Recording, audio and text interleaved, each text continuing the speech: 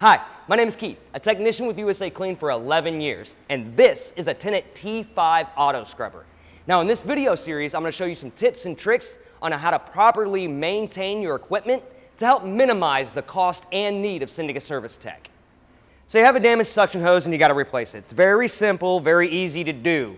Go ahead and take it off of the recovery tank side first, drop your squeegee assembly, and take it off the other end, which is your squeegee assembly. Now there's a little clamp right here. Remove the clamp like that. Now get your new hose, which this is a new hose. Put it back on the recovery tank first. Now what you're going to want to do is reuse that clamp if it's not broken or damaged. If it is, replace it as well. Put a loop in your suction hose.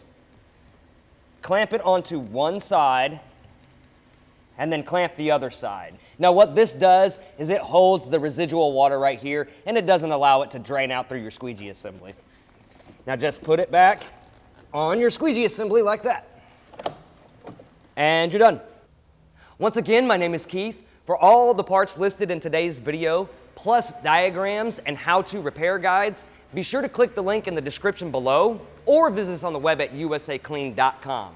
Now, if you like what you watch, go ahead and click that like button and subscribe for future videos.